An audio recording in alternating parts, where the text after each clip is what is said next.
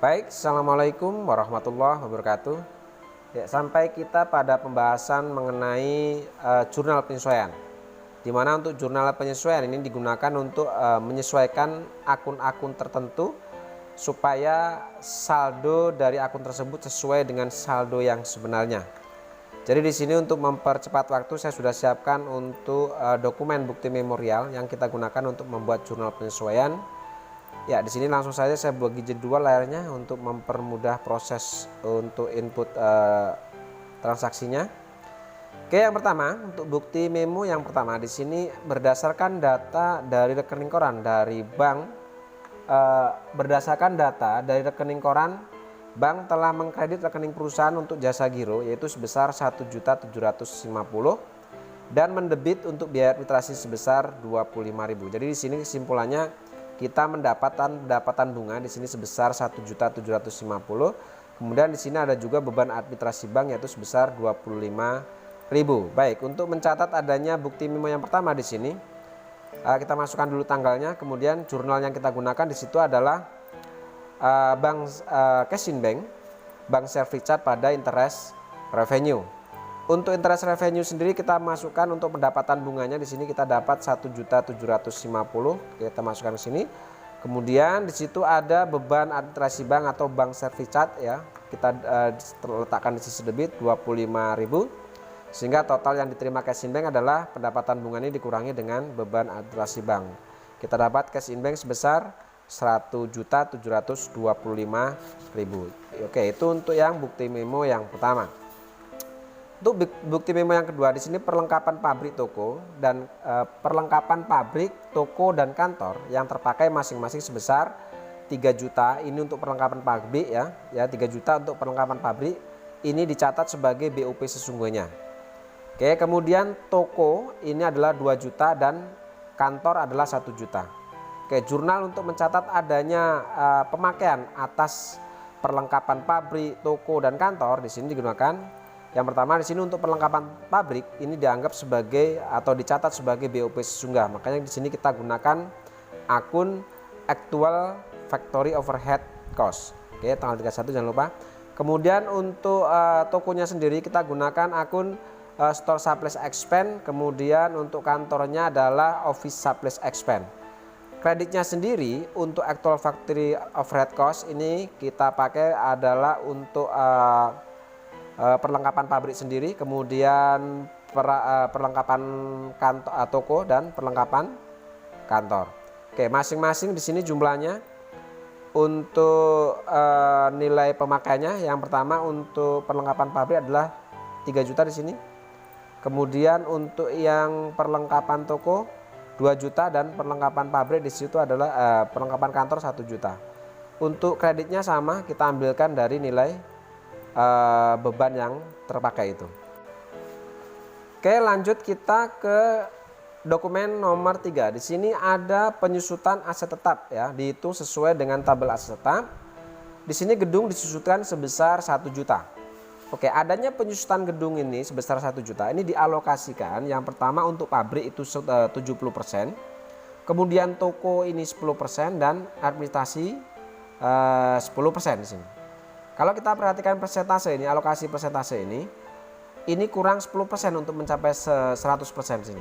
Nah, supaya 100% maka di sini saya edit untuk yang pabrik ini tetap 70%, untuk toko ini saya buat 20% dan administrasi ini saya buat tetap 10%. Sehingga di sini ada penambahan 10% hanya untuk toko saja. Oke, adanya penyusutan ini atau penyusutan gedung yang dialokasikan ke untuk pabrik 70%, toko 20% dan administrasi 10%, maka jurnal yang kita gunakan untuk mencatat adanya penyusutan gedung itu adalah yang pertama actual factory overhead cost ya, kemudian depreciation expense store building dan depreciation expense office building pada akumulasi penyusutan gedung itu sendiri. Oke, nilainya di sini untuk actual factory overhead cost ini adalah 70% ya, 70% dari nilai 1 juta. Ini didapat nilai sebesar 700.000. Kemudian untuk beban penyusutan peralatan toko atau perlengkapan toko, perlengkapan gedung di sini, store building di sini, ini sebesar saya buat tadi 20%, berarti 20% dari 1 juta ini dapat hasil sebesar 200.000. Dan yang terakhir 10% atau administrasi ya, untuk kantor di sini administrasi 10% dari 1 juta ini dapat nilai sebesar 100.000, sehingga total untuk akumulasi penyusutan gedung itu sebesar 1 juta. Oke, itu untuk dokumen transaksi yang ketiga. Untuk yang ketiga yang pertama ya, poin yang pertama di situ. Oke, kemudian yang kedua di sini, peralatan pabrik disusutkan setiap bulan itu sebesar 1.250.000, itu dianggap sebagai BOP sesungguhnya. Oke, jurnal di sini untuk mencatat adanya penyusutan peralatan pabrik, ini adalah actual factory overhead cost karena diperhitungkan sebagai BOP sesungguhnya pada akumulasi penyusutan peralatan pabrik di sini. Oke, nilainya untuk debit kreditnya itu sama-sama 1.250.000. Ya, seperti ini. Lalu yang ketiga di sini untuk peralatan toko disusutkan setiap bulan itu 125.000. Oke, adanya penyusutan peralatan toko ini maka jurnalnya adalah depreciation expense store equipment pada akumulasi depreciation store equipment. Nilainya di situ adalah 125.000. Kemudian yang selanjutnya di sini ada kendaraan disusutkan setiap bulan itu sebesar peralatan kantor dulu ya. Peralatan kantor disusutkan setiap bulan 125. Oke, untuk peralatan kantor di sini masih sama. Depreciation office equipment pada akumulasi depresiasi office equipment. Nilainya masih sama 125.000. Dan yang terakhir di sini untuk poin yang ketiga, kendaraan disusutkan setiap bulan itu 500.000. Oke, adanya kendaraan, penyusutan kendaraan berarti di sini depreciation expense vehicle pada akumulasi penyusutan kendaraan atau akumulasi depreciation vehicle masing-masing 500.000. Oke, itu untuk bukti memo poin yang ketiga. Sekarang kita masuk ke bukti memo yang poin keempat. Untuk gaji dan upah bagian penjual yang belum dibayar itu adalah 7.200.000 dan gaji bagian arbitrasi dan umum sebesar 6.400.000. Dan upah tak langsung atau BOP sesungguhnya itu 2.500.000. Oke, adanya gaji dan upah yang belum dibayar di sini otomatis akan masih menjadi hutang gaji di sini. Oke, jurnal untuk mencatatnya kita masukkan tanggal 31. Oke, yang pertama adalah yang jelas kita masukkan di sini gaji upah bagian penjualan. Berarti kita gunakan wages and salaries / expense. Kemudian gaji bagian administrasi dan umum. Kita gunakan akun wages and salaries general and administrasi umum, dan yang terakhir adalah upah tak langsung di sini atau BOP sesungguhnya, yaitu actual factory overhead cost pada hutang, gaji dan upah. Oke, untuk nilainya masing-masing ini kita masukkan sesuai data di sini ya. Untuk yang wages and salaries / expense ini kita gunakan 7.200.000, kemudian wages and salaries general and administrasi expense itu 6.400.000 dan untuk actual factory 2.500.000, sehingga total hutang gaji di sini adalah 16.100.000. Oke, itu untuk poin yang keempat. Sekarang kita masuk ke poin kelima. Listrik, air dan telepon yang belum dibayar itu sebesar 2.750.000. Ini dialokasikan untuk pabrik 2 juta ya, dicatat sebagai BOP sesungguhnya. Sisanya dicatat sebagai beban listrik, air dan telepon. Oke, yang pertama di sini untuk listrik, air dan telepon yang belum dibayar itu besarnya 2.750.000. Ini 2.750.000 ini dialokasikan untuk pabrik. Ya, dianggap atau dicatat sebagai BOP sesungguhnya. Oke, jurnalnya di sini yang pertama karena BOP-nya itu untuk yang pertama yang dialokasikan untuk pabrik itu dicatat sebagai BOP sesungguhnya, maka akunnya yang pertama di sini adalah actual factory overhead cost ya, actual factory overhead cost pada di sini yang sisanya itu dicatat sebagai beban listrik, air dan telepon, berarti electricity, water and telephone expense pada electricity, telephone and water payable, berarti pada hutang listrik dan telepon. Ini kan yang belum dibayar adalah listrik dan telepon yang belum dibayar seperti itu. Jadi akunnya di sini muncul hutang listrik, telepon dan air di sini. Oke, untuk nilainya di sini masing-masing yang dialokasikan ke pabrik itu adalah 2 juta. Kemudian yang dialokasikan pada beban listrik itu adalah 750, sehingga total di sini adalah 2.700.000. Oke, seperti itu. Itu poin yang kelima. Sekarang kita masuk ke poin keenam. Oke, kompensasikan fade in terhadap fade out bulan Desember 2021 ini harusnya ya, bukan 2019. Oke. Artinya di sini kita suruh menutup fade in dan fade out. Nanti selisih antara fade in dan fade out ini bisa kita masukkan ke hutang PPN atau fade payable. Oke, sekarang kita masukkan tanggal dulu, tanggal 31. Oke, karena ditutup normalnya di sini kita lihat di trial balance-nya. Kita lihat untuk fade out dan fade in, lihat perhatikan fade in ada di sisi debit saldonya. Oke, saya kasih warna di sini. Oke, fade in di sini ada di sisi debit, sedangkan fade out di sini ada di sisi kredit. Oke, karena ini disuruh mengkompensasikan artinya disuruh menutup, maka kita balik, fade out ini nanti jadi debit, fade in jadi di kredit. Nah, selisih antara fade in dan fade out nanti kita letakkan atau kita masukkan di fade payable. Oke, sekarang kita masuk ke jurnalnya di sini. Oke, kita masukkan fade out-nya ya. Kemudian fade out ini kita ambil nilainya tadi adalah 17.750, kita masukkan di sisi debit karena posisinya dibalik. Kemudian untuk yang kreditnya kita masukkan untuk fade in. Ya, saldo fade in tadi kita lihat di sini adalah 8.535. Kita masukkan di sisi kredit di sini.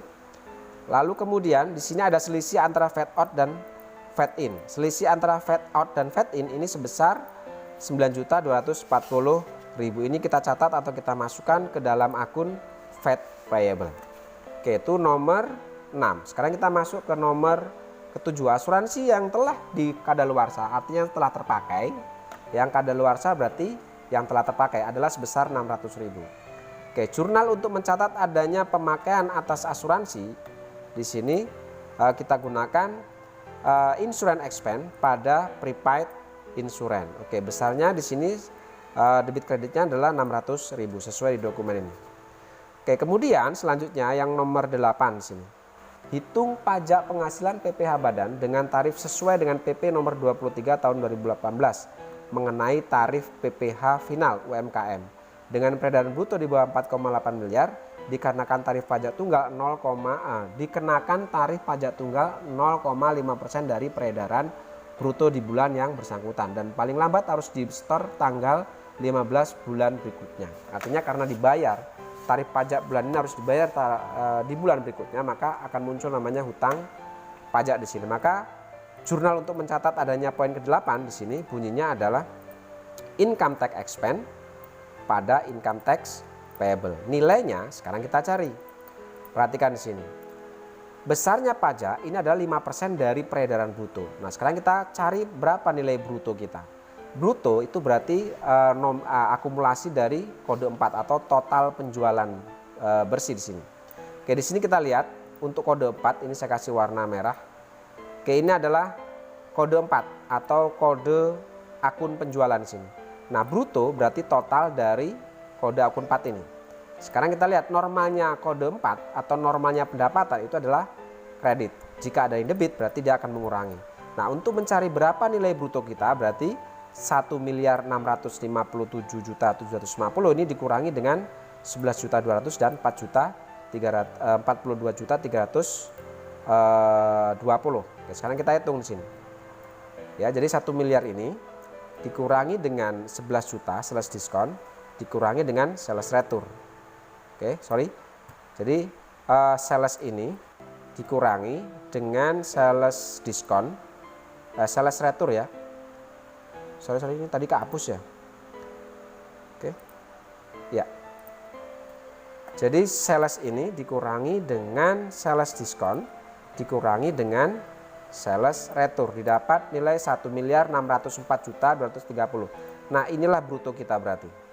Oke, ini berarti bruto kita. Kita ambil, kita letakkan di sini untuk mempermudah perhitungan di sini. Oke, saya letakkan di sini. Ya. Oh, sorry. Berarti kita langsung hitung saja dari sini. Oke, 0,5% ya, sama dengan. Oke. Ya, jadi sama kita hitung di sini.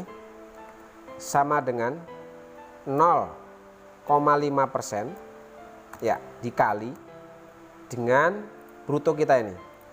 Oke, berarti didapat nilai berapa ini?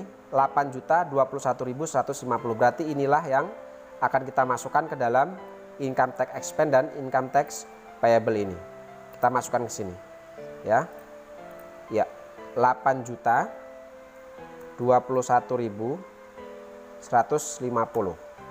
Ya, ini yang kita catat di sini. Berarti pajaknya atau utang pajak itu adalah 8.021.150. Ini dapat dari 5% dari peredaran bruto. Dimana untuk bruto kita itu dapat dari akumulasi kode 4, yaitu sales dikurangi dengan sales diskon dikurangi sales return.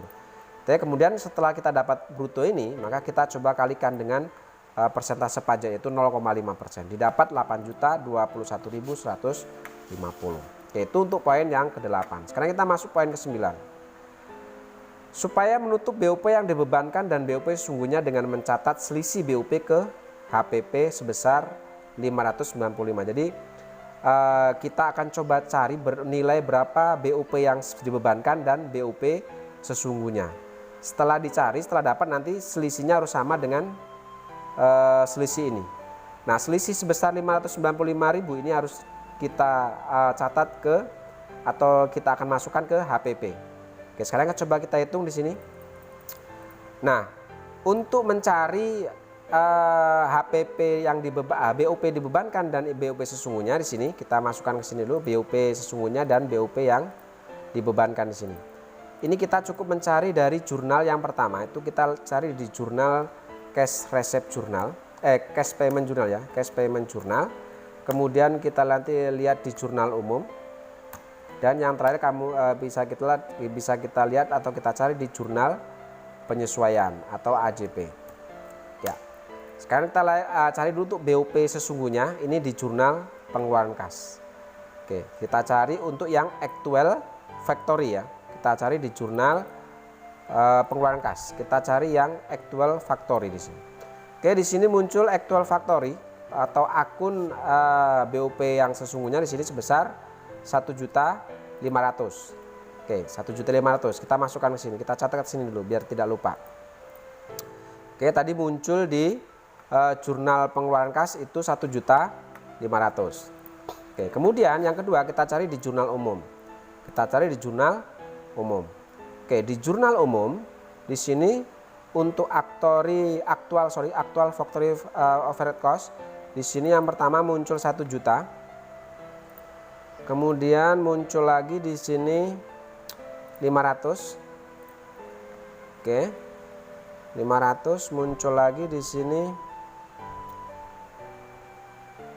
actual factory overhead cost ya, muncul lagi 750. Ya, 750. Kemudian muncul lagi di sini habis ya. Kita cek lagi. Oke, muncul di sini. Nah, kemudian ada lagi actual factory. Ya, ini muncul di sini juga. Ya, di sini juga ada. Oke, berarti 1 juta ini ditambah dengan 500 ditambah dengan 750 kita masukkan ke sini. Ya, didapat nilai sebesar 2.250.000. Oke. Itu dari jurnal umum. Sekarang yang di penyesuaian kita cari di atas ini. Kita cari yang actual factory. Oke, yang pertama ini kita masukkan jumlah 1. Ini kita jumlahkan 2. Ini kita jumlahkan 3. Kemudian kita masukkan lagi di sini ada aktual lagi. Oke. Di sini ada lagi actual factory overhead cost. Ya, lalu di sini ya cukup ya. Berarti 2 juta ditambah 2.500.000 ditambah 1.250.000 tambah 700 ditambah 3 juta. Oke. Kita masukkan di sini hasilnya didapat nilai sebesar 9.450.000. Oke, itu untuk BOP sesungguhnya. Jadi total BOP sesungguhnya itu didapat nilai 13.200.000. Sekarang kita cari untuk BOP yang dibebankan. Ini kita cukup cari di jurnal umum saja. BOP yang dibebankan berarti yang cari akun yang applied factory overhead cost. Kita cari applied factory overhead cost. Mulai dari atas. Ya, kita cari untuk yang applied. Oke, yang applied berarti yang ini 1. Ya, ini 3 juta. kita kasih warna merah berbeda 3.350.000. Kemudian ada lagi ya ini 6.977.000. Kemudian kita cari yang applied ya ini 2.278.000. Oke, ini kita jumlahkan 2.278 ditambah dengan 6.977 ditambah dengan 3.350. Hasilnya kita letakkan di sini. Jadi dapat 12.605.000. Kita turunkan ke bawah di sini. Oke, sekarang perhatikan di sini untuk BOP sesungguhnya ini didapat 13.200.000. Ini kita masukkan ke sini. Kita masukkan dulu jurnalnya, kita buatkan jurnalnya di sini. Oke, perhatikan di sini. Nomor 9 ini perintahnya adalah menutup BOP yang dibebankan dan BOP sesungguhnya yang mencatat selisih BOP ke HPP. Oke, selisih antara BOP yang dibebankan dan BOP sesungguhnya ini suruh dicatat ke HPP. Oke, kita masukkan untuk akun HPP-nya dulu di sini. Kemudian karena ini perintahnya ditutup, maka BOP yang dibebankan dan BOP sesungguhnya kita lihat saldonya di sini. Untuk BOP yang dibebankan ini saldo normalnya di di kredit, sedangkan BOP sesungguhnya ini ada di sisi debit, sehingga ini harus kita balik. Yang applied factory overhead cost ini jadi di sisi debit, oke. Yang actual factory ini jadi di sisi kredit. Nah, sekarang nilainya tinggal memasukkan saja. Untuk BOP yang dibebankan ini didapat nilai 12.605.000. Kita masukkan di sini yang dibebankan. Ya, berarti di sini ya. Oke, 12.605.000. Sedangkan untuk actual factory overhead cost atau BOP sesungguhnya didapat 13.200.000. Oke, sehingga di sini ada selisih antara BOP dibebankan dengan BOP sesungguhnya. Nah, selisihnya ini sebesar 595.000. Ini dibebankan atau dicatat ke harga pokok penjualan atau cost of goods sold. Ini sudah sesuai nilainya ya, selisihnya 595.000. Oke, udah sesuai. Artinya ini sudah benar. Oke, saya rasa untuk jurnal penyesuaian selesai. Setelah selesai ini kita jumlahkan untuk debit kreditnya, kita lihat jumlahnya didapat 69.196.150 untuk debit dan kredit. Oke, untuk jurnal penyesuaian saya rasa cukup. Terima kasih. Assalamualaikum warahmatullahi wabarakatuh.